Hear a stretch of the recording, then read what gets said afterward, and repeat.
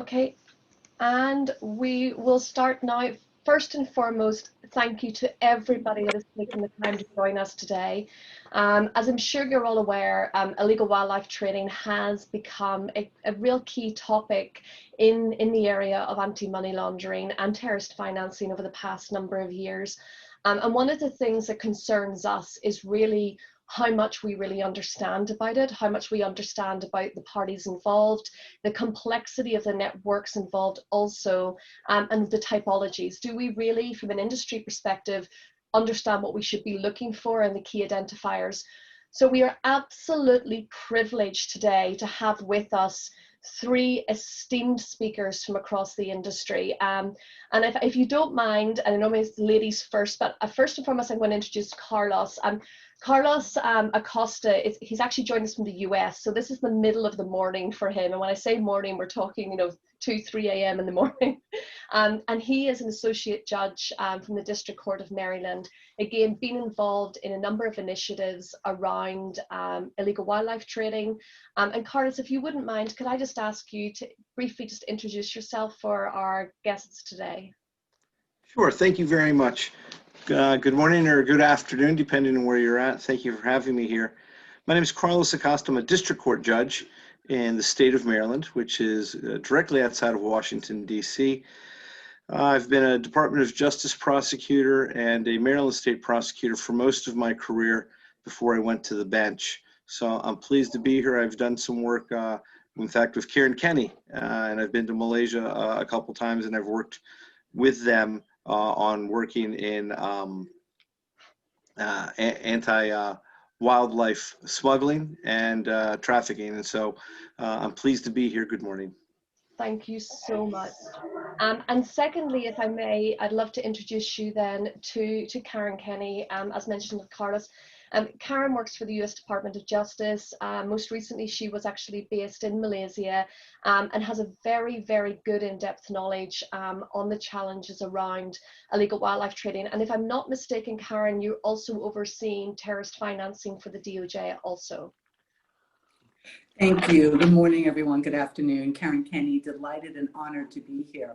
Thank you so much, Una, for the promotion, but I'm not overseeing all the terrorist financing on behalf of the Department of Justice. May as well.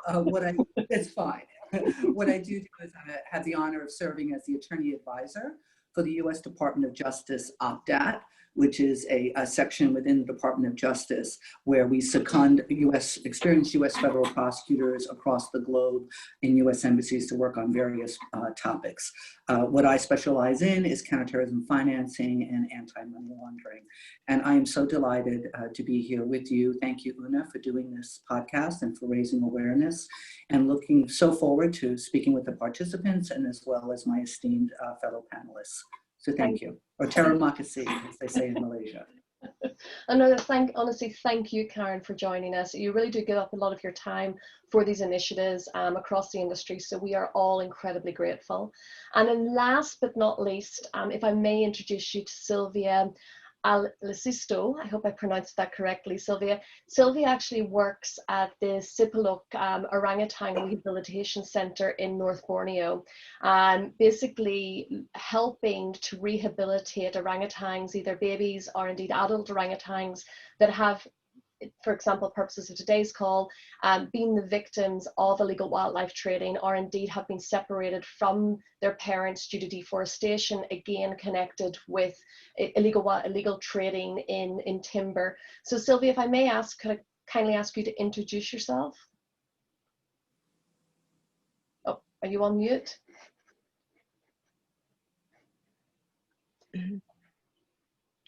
Okay, so greetings from Sabah, everyone. This is like a new norm for me. Normally you would be standing in front of people, talking to everyone, but now it's like you're talking to, you're talking to just a PC. But anyway, I think just a very brief introduction. I am actually a government officer, and my designation is actually wildlife. And it's government run. The center is government run, and we not only look after orangutans but also other animals as well. And I've worked at the center for more than 30 over years. And I specifically, we are actually enforcement officers as well when we need to be one. But basically, my main job is more in public awareness, managing the center, etc. And thank you for having me here, because I think it's really good to share on what what we're doing on the other side of the world in terms of protecting the wildlife. Protecting orangutans, etc.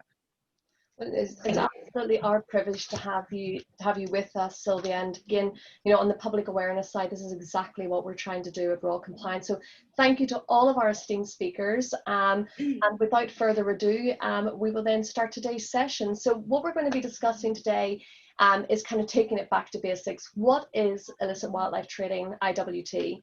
What are the consequences? And we will talk about the real life consequences in any webinar that we're doing. We really want to bring this back to the real issues. When we talk about all of these types of activities, there are real life or death consequences at the back of this. So we will talk about the consequences. We will talk about whether there's enough enforcement action and what enforcement action and regulation we're seeing globally, where we're getting it wrong and why, in particular from a banking perspective, why are we not identifying enough, or indeed is there enough support from a regulatory perspective to help us to move forward, or is there indeed even enough prosecution? How can we make change happen? And last but not least, what can you do? And I think that's the most important takeaway from today. So on that note, we will start, obviously with what is illegal wildlife trading.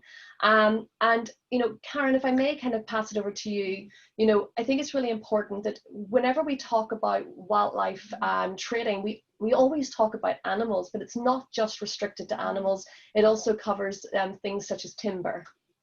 Mm-hmm. Thank you, Una. Yes, and may I please just begin by saying, when I discuss this, I'm discussing my own views and my own experiences, and it's not official a policy statement from the Department of Justice. So that being said, you're absolutely right. We tend as human beings, I think, to be very drawn naturally to furry things with big eyes, and tigers and lions and bears, oh my. But the wildlife spectrum is vast, as obviously our planet Earth. And they can range from plants to sea creatures to land animals. And when we're looking at the wildlife trade, we need to think about, for example, in 2014, U.S. Department of Justice had a prosecution resulting in over $1 million fine from a company in Arizona and CEOs, where they were importing sea cucumbers. And sea cucumbers are a delicacy in Asia. And those sea cucumbers are incredibly important to the ecosystem of the ocean. And when you take out one piece of the ecosystem, then the rest can fall. So when we're talking about it just overall, we're talking about, just to keep in mind, the entire fauna and flora of the planet Earth. Thank you very much. And it was really interesting when we were looking at statistics and facts for today's webinar. It's actually been really difficult for us to get, real statistics around this, because the numbers just aren't there because of the activities that are happening. And when we looked at it, from the UN perspective, they estimated between 7 to 23 billion US dollars in terms of annual value. And I think it's a big range, but it also just shows how difficult in detecting these types of activities are. It is, Una, and if I may, I completely agree with you. The statistics vary depending on what report you're reading. And just as you experienced, when I was looking at it, trying to put a dollar figure on it, it is in the billions. And I was actually reading a report that the illicit wildlife trade, now to be clear, that raises more money or funding for the criminal organizations and people than the diamond and the gold combined, which is really interesting. And so there's a ton of money there. And unfortunately, it's the exploitation that is driving, the commodity. It's a commodity trade in many ways, and it's illegal, but it is in the billions of dollars. I will say, on a positive note, I do think that perhaps the reason, Una, we're seeing different numbers being given is because more and more people are paying attention to it. The issue of climate change and the issue of protecting our wildlife. That's something that we're still coming to terms with in terms of a mass knowledge base, if you will, which is a wonderful thing. And I think as we move forward and become even more focused on it, we'll start to see many countries, focusing on it and then putting out statistics that can then inform us as consumers and people that are interested in saving wildlife, saving our planets, for our children and ourselves. And on that as well, so Sylvia, obviously from a Malaysian perspective, we do see a lot of deforestation, in particular for palm oil, which is done through legitimate companies. And obviously there is a big impact on wildlife, in particular with regards to deforestation, in particular, for example, the orangutans at the sanctuary, which you've been supporting. Could you maybe talk to us as well about the kind of the scope, the impact, the animals that you see that are really being impacted, not just from maybe a Malaysian perspective, but potentially from an Asia perspective as well?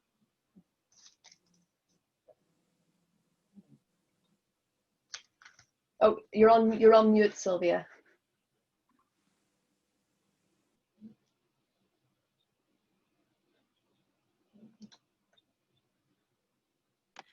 I think basically when the center was established, maybe more than 50 over years ago, one of the main reasons was actually because there was a need to house and also to manage orangutans, orphans, or because they come from different age group as well. But I think because there was wildlife trade happening as early as the 16th century, 17th century. And you see that orangutans are actually an animal that has a very, it is high in status, and everybody wanted to have orangutans. And I think we had a law in 1963 that was passed. And that law actually made it, it gave mandate to the Sabah. Obviously, we are government. So that is, I think, one of the strongest point that people are not allowed to actually keep orangutans, etc. So now when you look at it, it was like we had wildlife trade before that. And then we had the law that came in the 60s that made it illegal to keep orangutans, etc. And there was this center. All right. So now we're looking at land that has been developed well. All right. So previously it was more for, I would say, timber, etc. But now we're looking at land that has been, wider land that has been open, etc. And I think there's always this very important aspect to remember that every country has its own way of how it develops its socio-economic kind of thing. And very importantly, I think especially for Sabah is now that we're looking at how to allow orangutans to actually dwell together within human settlements, because you can't expect the forest to grow, back to how it is. But what we can do is to allow orangutans and humans to work together, etc. And I think more and more, I think for the last 10 years, we have only seen, I think, about maybe three cases that we have actually prosecuted. And this is because of somebody, orangutan going into the plantation, etc. And it's being actually, somebody using a machete, and then the owner actually reported it, etc. Yeah. But now again, I think very importantly is that there is more and more collaboration between plantation owners, the local communities, etc.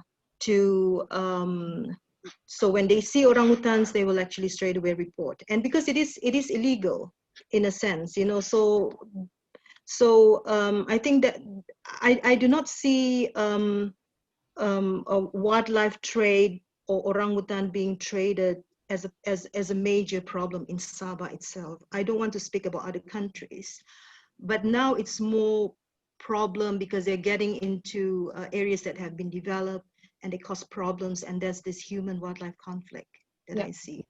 Yeah. Absolutely.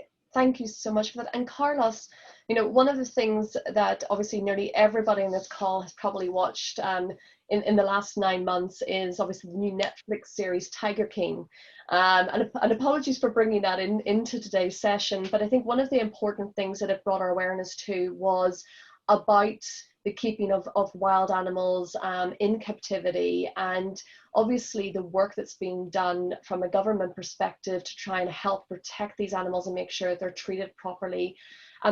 Are you seeing, when we talk about illegal wildlife training, it's interesting, a lot of the news that you read about it is focused on Asia in particular, and I live in Hong Kong, so in particular China and Hong Kong for delicacies, etc. But from a US perspective, obviously you're seeing this as well, and would you be able to tell us maybe more about the typologies that you see?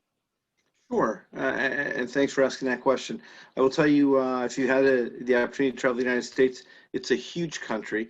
While it is one separate country, there's 50 states, and every one of those states has their own rules and laws. Of course, they have to bow to the federal system, but as a result, you'll find states, for example, Texas and many of the southwestern states are much more liberal about allowing people to possess exotic animals, and we saw that in that show.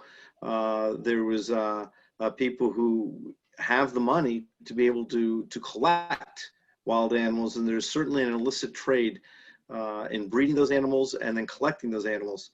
We had a terrible case, I think it was in Texas, where a gentleman had really lost his mind.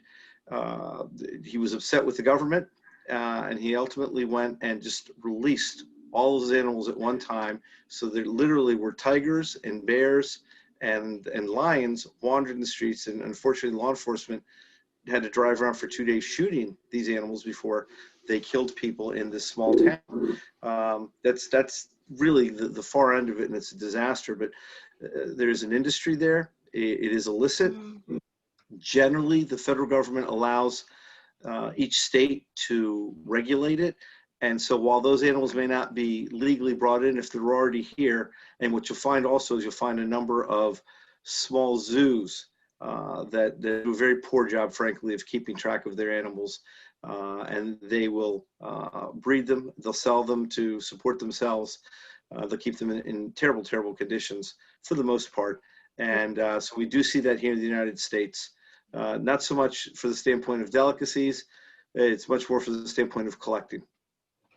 And that collection point as well, obviously not just in collecting animals, but obviously in the initial stages. One of the things I found challenging was when we're looking at typologies within organizations, one of the questions we had is, are all trades in wildlife illegal? And there is ways to legitimize illegally harvested or trapped animals and then to have them sold legitimately for food or pets. The challenge in that is when something has been captured or harvested illegally and then is sold into what is a legitimate service, how can we begin to identify and identify the differences between the illegal to legal and the legal to legal, so to speak? Carlos, have you had any experiences in that? It's interesting you say that. I saw a trial. I didn't try it, but it was when I was a prosecutor in Montgomery County. It's against law, for example, in Maryland to sell or purchase eastern white-tailed deer, which is the common deer that's found wild up and down the East Coast. And there was a gentleman who was prosecuted. He was selling that meat. It got to the point where, and this is a long time ago, I'd say it's probably 15 years ago, maybe 20 years ago now, where the prosecutor's office actually brought in an expert on DNA to prove that this was eastern white-tailed deer. Ultimately, the prosecution failed because when they looked at the statute, and the defense lawyer did a very good job, you had to prove that not only was it eastern white-tailed deer, but that the meat he was selling was from wild as opposed to domestic eastern white-tailed deer. They couldn't prove that. They just could prove he had freezers full of this meat. He certainly didn't have a farm. He didn't have any proof that he had purchased this legally, or from anybody who was growing or had maybe a herd of eastern white-tailed deer, if such a thing exists. But it was the state's obligation, the government's obligation to prove that last element. They did not, and that case was lost. So yeah, there's a number of elements. It's very hard to prove some of those things. Was it domestically raised? Was it farmed? Was it natural, or was it wild caught? And that's where governments generally will fall when it comes to trying to prove those type of cases. And I suppose that's also the challenges for banks and parties involved from that perspective, you know, in terms of trying to identify within their clients, or indeed the produce or products their clients are importing, exporting, wholesale or retail, you know, which are actually produces that have been obtained or sourced from illegal sources. And it was really interesting, Karen, you know, we were talking the other day, and I've seen this in a few movies where you have these kind of underground, you know, eating near extinction species parties, and I are dinner parties, and I actually thought that was just maybe something in the movies. But what you were saying the other day is this actually does happen, and there are near extinction species which are being offered up in underground kind of, you know, top end communities, or even on the dark web, for people to attend these dinner parties to eat them. Oh, Karen, you're on mute. Yeah. Thank you. Yeah, Una, you're exactly right. And it's something that when I found out about it as well, it was both heartbreaking and horrifying. And when I was working in Borneo, they do have cruises, small ships where a special chef is flown in or may reside there with a limited number of guests who pay thousands of dollars to have a meal where they go just outside the territorial waters, and they will dine on a horror show. They will have tiger hearts. They will have bear claws. They will have pangolin scales, and they will be served the way you and I would go to a regular restaurant. There's an appetizer, there's a main course, and there's the dessert. So for example, tiger blood is baked into a cake, and that is believed in some cultures to actually add virility and long life. And these people come and they spend, you know, they provide thousands of dollars to feed into the misery and corruption and the degradation, excuse me, I'm having trouble speaking my own language this morning, just in terms of having this experience. And that to me is it's a crime against humanity. Who would want to do that? But without, really the key, Una, is the consumer. Okay, without the consumer, you're not going to have these type of, I don't want to even call them dining. You're not going to have these types of horrific meals happening. It's people who are flying in from other countries, coming into Malaysia and other places and taking part in these. And they have been the subject of investigations, and it's hard because these people operate under, you know, a very kind of concealed communication because they know what they're doing is wrong. Yeah. So for law enforcement and others to be able to break into that specialized small group takes time, it takes expertise, and it takes a focus on it. So unfortunately, yes, it's happening. And also, so I suppose there's the aspect of taking advantage of developing societies in this regard. And on the earlier slide, we talked about, well, what is really driving this? And I suppose the challenge is in developing societies, developing countries, you know, to be able to get that type of return in these types of trades. It's a year's salary in some instances for families, and you could understand why it is attractive. And interesting, in the earlier poll, we asked about which animals do you believe are the most trafficked in the world? And actually the answer was the pangolin, which you talked about the other day, Karen, which I believe since the year 2000, over 1 million have actually been you know, basically been illegally captured and traded, which is a staggering figure, you know, in terms of how this is impacting, as you mentioned earlier, ecosystems also. You're correct, Una. And the pangolin, if you were to see it, for those not familiar, it almost looks like a little armadillo or a little dinosaur. And they are, one of the reasons that they're most trafficked is, God help them, when they are touched or approached, their natural defense mechanism is to roll into a ball, a tight little ball, which unfortunately means they're very easy to scoop up, put in a sack, and then easily transport them. They're not poisonous. They don't have, you know, they don't have teeth to bite per se.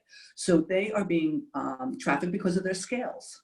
And again, it's these consumers who sit down and decide that they're going to mix or eat pangolin scales because they believe that it gives them some ultimate power. And the only power it is giving them is contributing to the extinction of a species.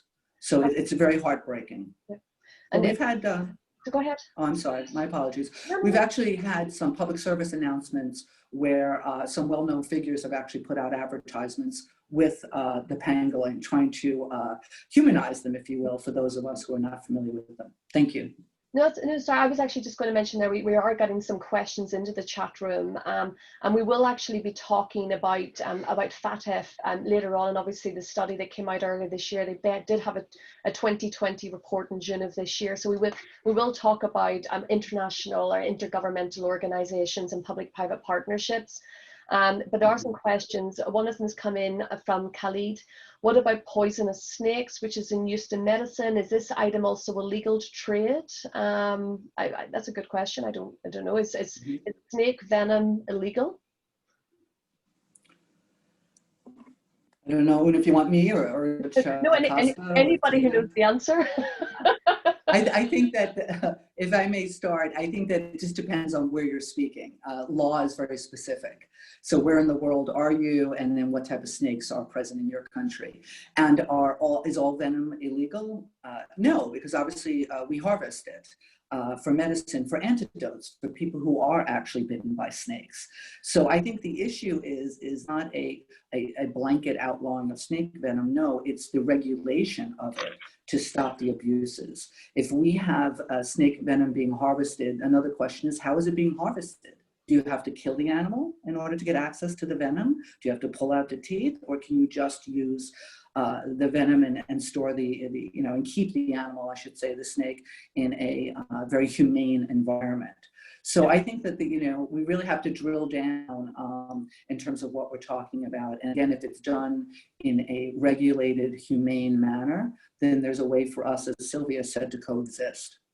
Absolutely. And on that note, Sylvia, obviously the slide we have up now is specifically in reference to the amazing work that is being done through your rehabilitation centre in North Borneo. And maybe just specifically to the orangutans, maybe you could talk a little bit about the facts and the figures with regards to the illegal trade that's happening and what you're doing and the amazing work you're also helping with from a government perspective. Oh. Perfect. Yep, we can hear you, Sylvia. Okay. Basically, for Sabah, the last statistic showed that we had about more than 10,000 orangutans. That is still, 10 to 11,000, I think, in terms of population-wise. And also, I think in terms of the rules, we have upgraded our law from the 1963 Fauna Conservation Ordinance. Now we're using the 1997 Wildlife Conservation Enactment, which is much more stronger than the Fauna Conservation Ordinance.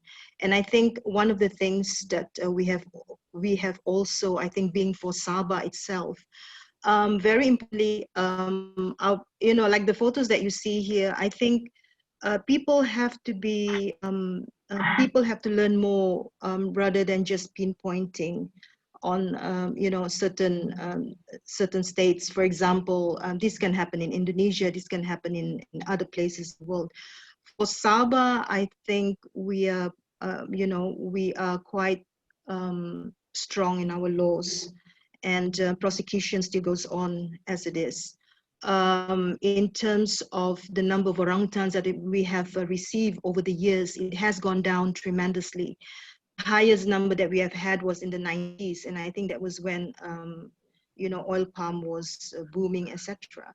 But now one of the ways that we also ensure that orangutans, the number of orangutans or protection of orangutans is, as I mentioned earlier, is to ensure that big plantations actually adhere to the RSPO, because that's very important. RSPO, sustainable palm oil itself, you have to follow the 8 criteria, and one of it is environment.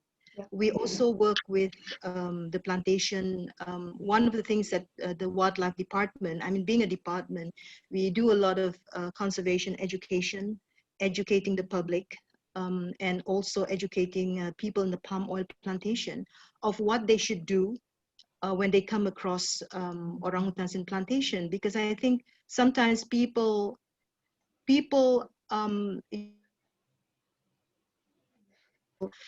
people are really afraid of what to do, and most of the time they will say that, oh, I've attacked these orangutans because it was in self-defense.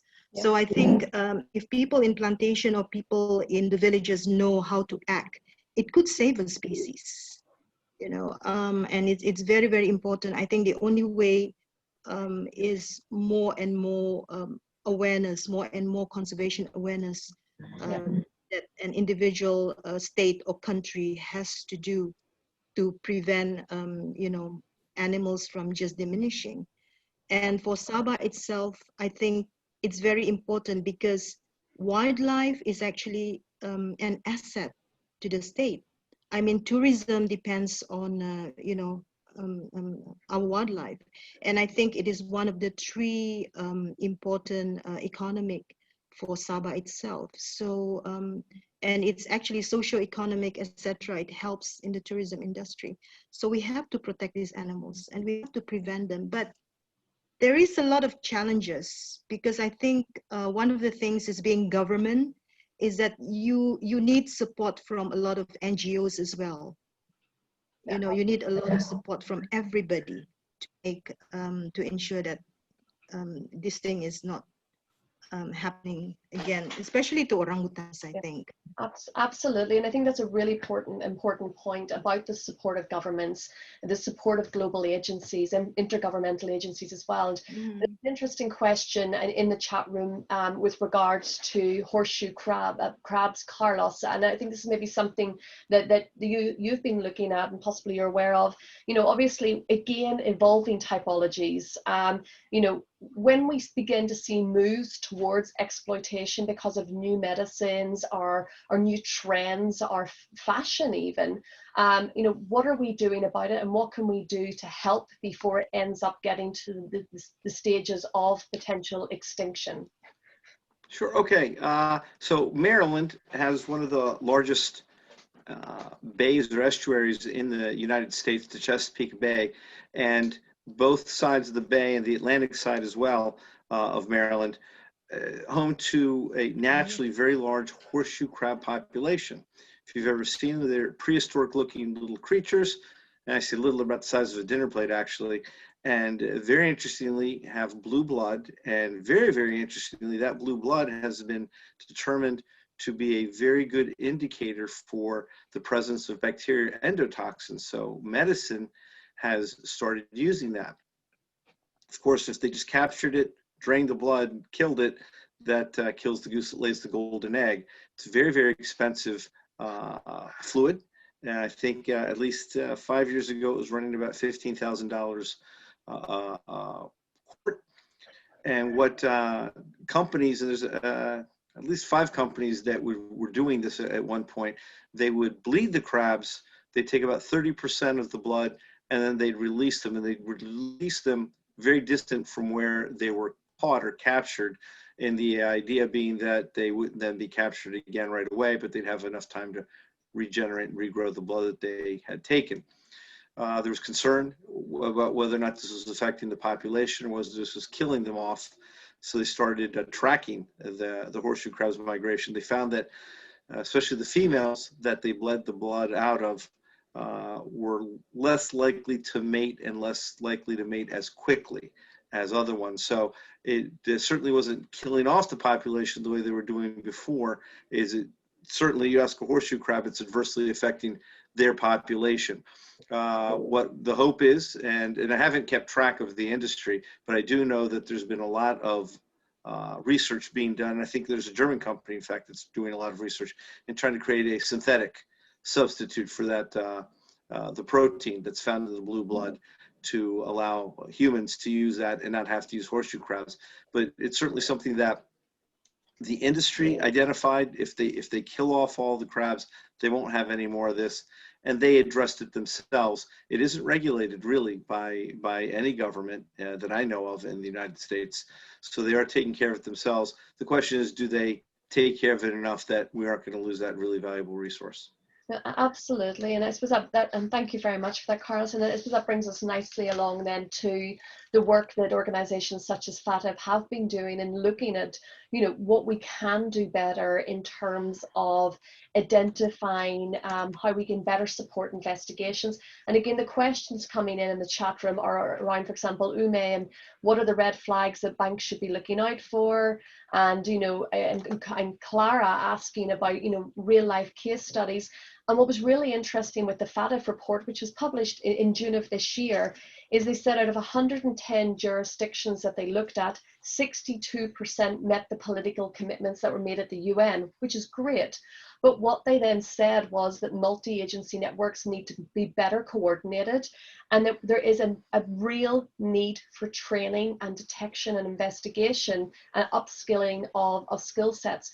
And the challenge we have from a banking perspective is we're not getting that, and we don't really know what it is that we're supposed to be looking for. And so one of the big questions that we really have is, how can we better get involved with public-private partnerships, or indeed industry networks, to really understand the typologies so that we can better help, whether it be within types of complex networks, types of clients, specific types of products that our clients are trading in. What is it that we should be looking for? And I know one size doesn't fit all, but again, if FATF are saying that we need to provide training for detection and investigation, the challenge is that we haven't been getting that. So maybe Karen, if I could start with you, is there anything that we could be doing better as an industry to begin to empower ourselves with more knowledge in this area?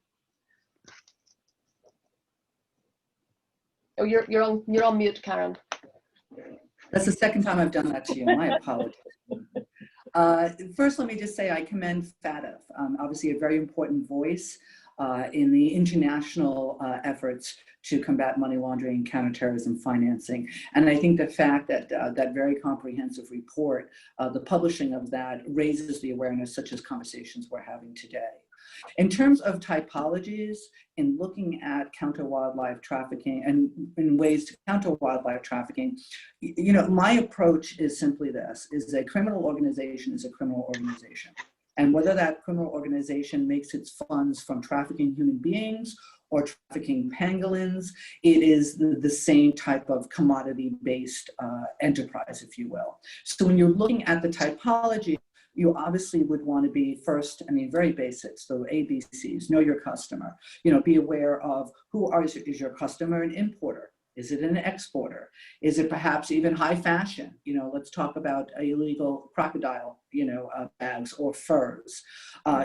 Knowing your customer, what is their, what is their business, and then what is the normal type of money flows. Obviously, that can change between the size of it, but taking a look at those type of issues. So what I would really say is I don't think we need, Una, to wholly invent from whole cloth an entire new way of addressing the money laundering and trafficking of terrorist financing that occurs within the illegal trafficking sector for animals. I think we have it already, but we just need to adapt it, and we need to modify it a bit to address. But more importantly, if I may just take this moment and thank the attendee who asked the question, what can we do? Isn't that the bottom line? Instead of talking about it, what can we do right now, sitting here, giving our time into this discussion? And the way I have viewed it, and this is based upon my experience, is yes, bridging the gap, the silos that exist between the private sector, whether it's the private financial or the private banking sector, and then the government. And that government is whatever government, whatever country you are sitting in. So I will just defer to the US government, because that is obviously my sphere that I work within. There are regulations, there are laws. In the United States Department of Justice, we have an entire division that is dedicated towards this. We have a resident legal advisor based in Laos who is a point of contact. Within the embassies, there are different DEA, FBI, these are all points of agency contacts. In terms of also looking at more kind of more organized frameworks, Public-private partnerships, I think, are incredibly important. There's nothing more important than the two sectors speaking to each other. So if there's a panelist today or an attendee who's on this webinar, and perhaps you may have knowledge of some illicit or abuse of the wildlife that's occurring where you are, then please do reach out. There are authorities in every country. There are government authorities. In the U.S., it is not only the agencies I've mentioned, but also we have the U.S. Fish and Wildlife Services. They are a key and critical component to our fight against the illegal wildlife trade. So as simple as it may sound, Una, honestly, it boils down to know your customer, investigate, be aware, inform yourself. And then number two, just reach out. Reach out to someone. Perhaps there's a panelist here who may know, someone who's involved in some government authority in their country. Reach out to them and say, hey, is there anybody I could talk to about this? I'm really interested in starting a public-private partnership. There's no special person that can do that. It just takes someone who's interested. Absolutely. And I can talk later about my excellent experiences I had with the judiciary in Malaysia in doing just that. And it always comes down to, Una, to just people who are interested and want to make a difference. So I'll end with that. Thank you. We have an amazing video. Unfortunately, we only got 15 minutes or so left today, but I will share this wonderful video with all of the participants afterwards, basically on the work that's been done in Malaysia to help eradicate poachers, in particular with regards to tigers. But one of the things I was incredibly interested in was how intertwined illegal wildlife trading is with not just kind of drug trafficking, but also as well with terrorism. And there was actually an investigation that was done, which you can see on the screen now. And again, Karen, I know terrorism is your forte. I say terrorism isn't your forte, but combating terrorism. But it's what you do in your spare time. And so basically, obviously, this was the first investigation ever into ivory poaching and terrorism. And what was really shocking to see is how the proceeds were actually then being used to support certain terrorist groups. Absolutely, Una, and thank you for bringing that up. As the attorney advisor for the DOJ OPDAT global counterterrorism programs, that's one of the reasons I was drawn not only with the opportunity to work with you and my colleagues today, but to speak about the tie to terrorism. And when people think about wildlife trafficking, it's a very humane response. We want to help, but we also need to understand it is also tied not just to money laundering, but to terrorism. Look, terrorist organizations, like any other business organization, it needs money. Without the lifeblood of money, the organization ceases to exist. And when you look at wildlife trafficking, when you look at the tremendous amount of money and the billions of dollars that are raised there, the terrorist organizations are going to be there. Wherever they can make money, whether it's kidnapping, beheading, sale of antiquities, or wildlife, they're going to be right there. And some of the statistics that I have seen and read, for example, with Al-Shabaab, which is unfortunately a terrorist group that is active in Africa, over 40% of their revenue was coming from the illegal sale of rhino horns and elephant ivory. There's a market there, and there's a market of people who are willing to pay tremendous amounts of money for that. So what? So they can put it in their living room and brag to their friends that they have an elephant tusk.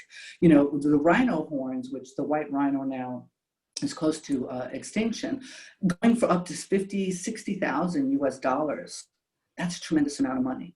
So it's this, really, it's blood money. So for those who are, perhaps saying, well, it's only a little piece of ivory, I really like it, I'm going to buy it. You might as well just, reach out and hand a terrorist $20 for them to carry out their homicides. It's that closely tied. So thank you for being able to address that. And that's, I suppose, one of the biggest challenges we have. And I think Clara Walsh said it very well in the chat room, is that it's very, very difficult for reporting entities to really understand what it is we're supposed to be looking for. As we discussed earlier on, and as she's mentioned, differentiating between legitimate and illegitimate transactions. Our system I would actually personally say that our systems yet aren't at a point in time. We would need IA technology or AI technology to be able to help us to really look within, payments, the value of payments, who they're going to, what the relationship is, etc. And I suppose the concern across the industry is this is becoming such a greater focus area, but yet we're really I wouldn't say prevented, but our hands are tied to an extent in terms of what we can do, because the lack of knowledge really is there. And Carlos, from your side, obviously, from an enforcement perspective, we're seeing challenges internally with kind of the front line, the front desk aligning, i.e., understanding, as Karen said, KYC, understanding our clients, aligning with our corporate responsibility and our ESG policies. But there really is a lack of knowledge. And again, we talked about public-private partnerships, but is there anything more from your side, Carlos, that you would recommend to our guests today that they could look at and potentially get involved with to really understand better what it is we can do to help? Sure. And I'll give you from perspective, both as a state and a federal prosecutor in my prior life, really, and you hit it on the head, it's the front line that's going to identify these things. Certainly, I'm sure everybody's familiar with SARS, right? Suspicious activity reports. Start with that. There's only so much certainty that any private entity can do before it really does need to shift into a governmental function. In other words, where law enforcement steps in. But they really can't step in unless the private sector fills out the SARS reports, sees things, trains their frontline people to things that they're doing. Certainly, I remember once, I think I was in Colombia doing a training, and it occurred to me as I was going through the FATF goals that, all credit to Marvel Comics and DC Comics, but I started talking about your spidey sense tingling. And for people who are in the industry, who have worked for a while, you start to feel, you may not even be able to articulate it, but you can feel when something's not right on financial withdrawals, on money coming in where it really shouldn't be coming in, where how is this person coming up with this money? Even things like gaps, periods of time when money doesn't come in regularly on a company or business that looks like it should be coming in. Stuff like that really, you don't have to investigate it that hard. Fill out the report, fill out a SARS, push it to the governmental agency that's responsible for it in your sector, your country, and they've got to run with it. Of course, it's a responsibility they have to go with. Joke that I used to do a lot when I would do training internationally, and we talk about new laws and whatnot. I know the laws were pretty good. It's whether or not people wanted to follow up with it. But the joke was always, how many psychologists do you need to change a light bulb? And I'd ask the folks that, and we kind of look at each other, and you get some guesses. But we found out that you really only needed one, but the light bulb wanted to change. If the light bulb doesn't want to change, you're not going to get any change. So you need people who have to have that political will, both certainly in the private sector, but in the public sector, to want to do the right thing. So doing the right thing, they'll follow up with it. Generally, the laws are pretty good.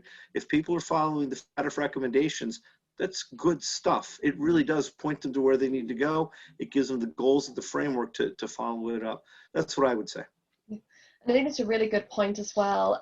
One of the things that, for example, our sanctions webinar the other day, we were discussing about, environmental and social governance. And a lot of organizations are now implementing ESG policies across their organizations. But what we're finding is these policies are created, but then they just sit there standalone, and we need to integrate them fully into understanding our clients, what businesses and activities our clients are really involved in, who they're connected to, if we really want to live and breathe what we've written in these policies, which isn't necessarily happening at the moment. And we've also seen that it would be a big assistance to us as well in terms of sanctions and identifying potential sanction breaches that could happen within client files. But one of the questions that came in the chat room from Kim was with regards to, the FinCEN papers. Do we need cultural shifts to happen? And, are our banks themselves getting it right? I have to say, I think, and I do feel that the FinCEN release and the papers was a disproportionate and an unrealistic overview of what is actually happening. This was a 2,000 papers that were released, or SARs that were released, that were accumulated over a 20-year period. And we're talking in that period of over 13 million SARs that have been submitted, but only 2,000 of them were pulled out, indeed, for this leak. So you have to ask yourself, is this a true representation of, are the banks really getting it that wrong, or was it an unfair representation, especially given the fact that it was over a 20-year period? But I do think it also raises the question on SARs. Again, coming back to SARs, we submit SARs, but there's a very big lack of the information within SARs, the typologies coming back into the industry. And we used to joke about it being the dark hole of SARs. Once you submit it, you hear nothing more, and you just ask to continue with your follow internal policy. But the challenge we have is that if we don't get a two-way street, again, cooperation, yes, there's regulation, but we need to know typologies, and we need to understand. So, again, I suppose Karen and Carlos, and obviously Sylvia, from a liaison government perspective, what more can we do in that collaboration to understand what we should be looking at? Sure, if I may just lead off with everyone's permission. I think, like in many things, the change comes through many times personal relationships and personal motivation. So I applaud those who are interested in finding out more and interested in the typologies. And I completely understand that it is difficult, depending on the corporations and companies, to know how to specifically target in and zero in on possible wild trade, money laundering going on. I understand completely.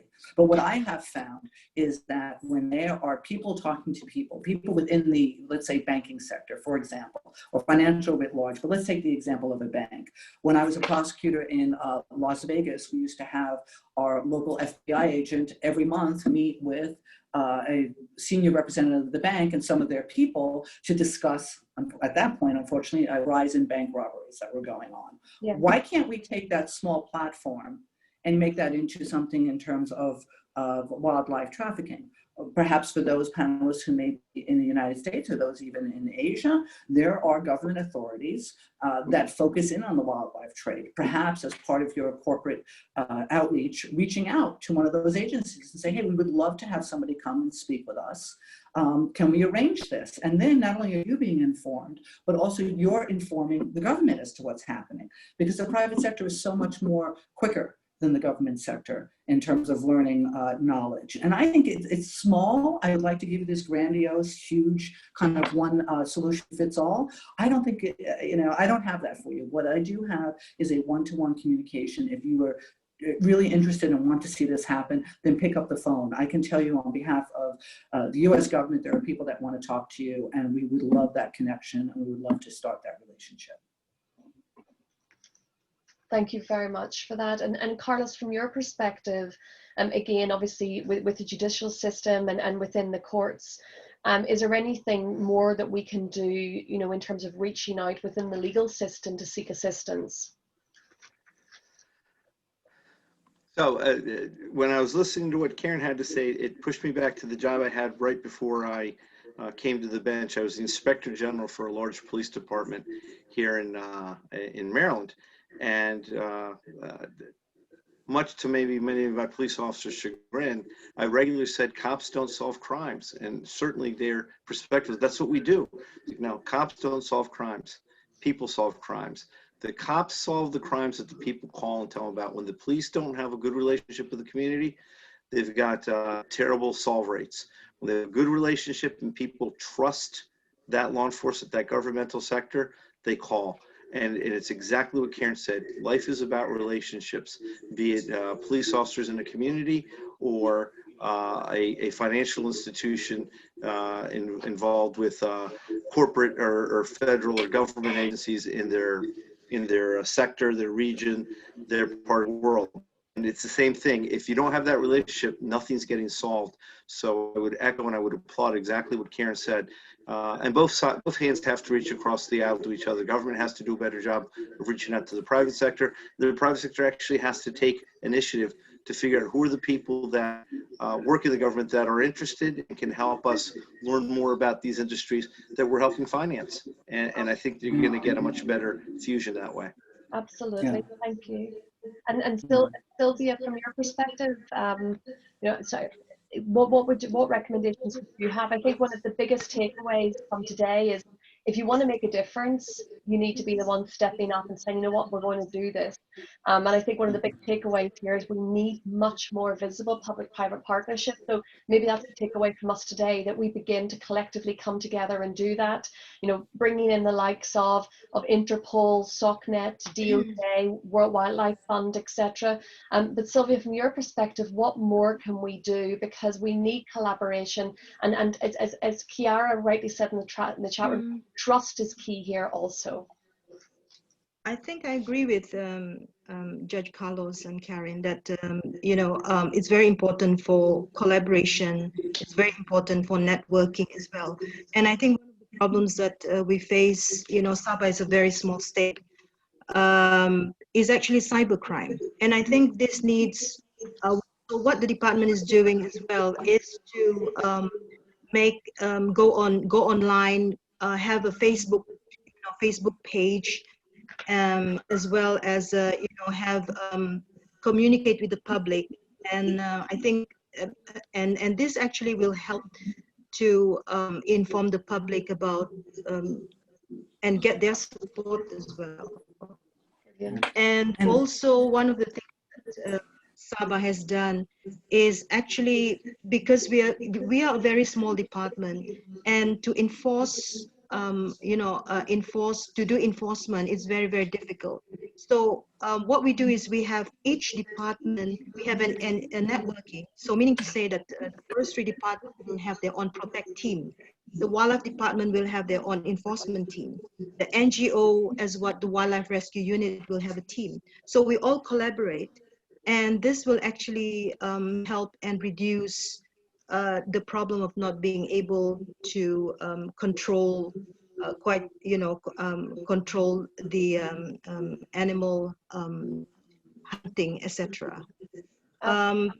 Yeah.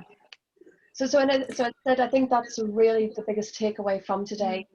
In many instances, some of these discussions have already started to happen, but we need to push those discussions. We need to push this collaboration. We need to increase public-private partnership. And that, for example, in the poll that we've just done, what do you think will make a difference? 59% of participants have said, yes, we can make a difference with the right public-private partnerships and information sharing. And I'm so happy to hear that. Yeah. So Excellent. let's make a difference. Let's see how because that's what we're here to do. That's what Raw Compliance is here to do as well. So any suggestions, Karen, maybe from your perspective, any suggestions how we could go about beginning to come together to do that?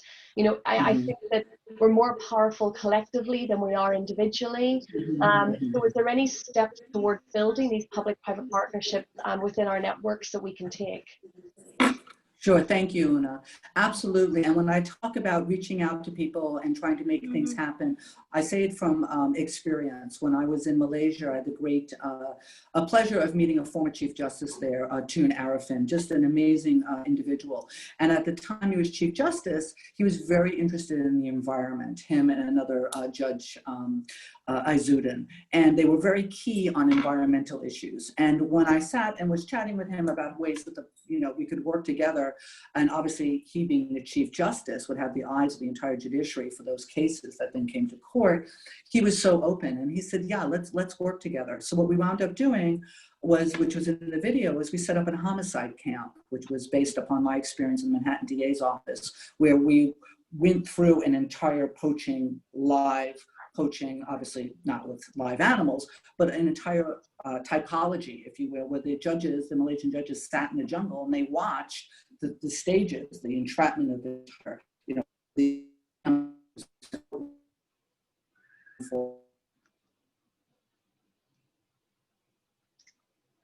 more than once, poaching convictions increased in Malaysia, and snaring, which is a horrible thing, increased. So I say that just as an example of, that was a conversation I had with the right person at the right time, and the leadership and the vision and judgment.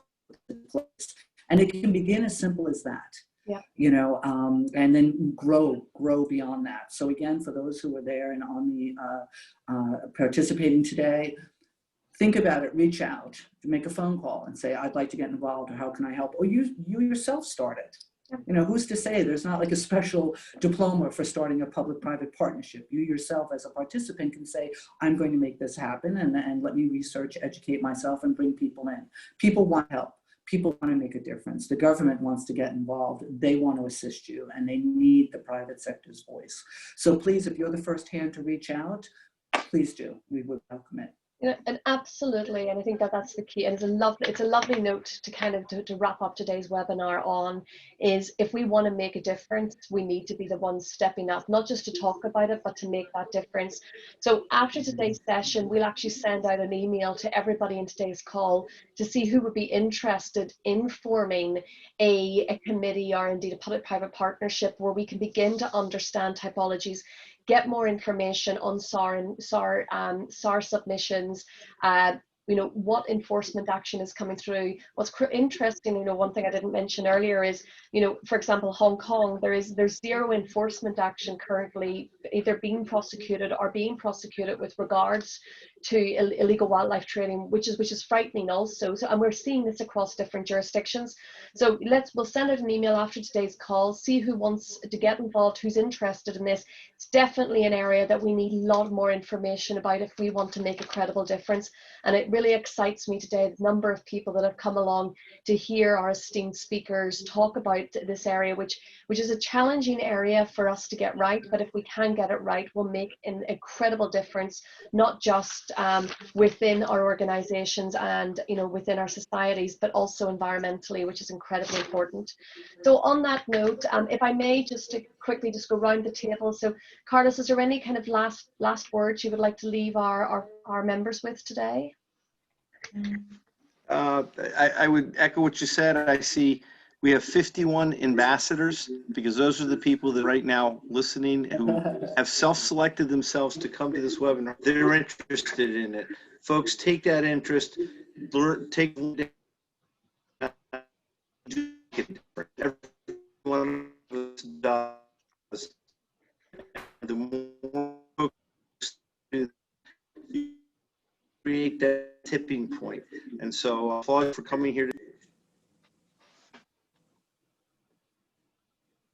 Wonderful. And Karen, from your perspective, any last, so it sounds terrible, any last words?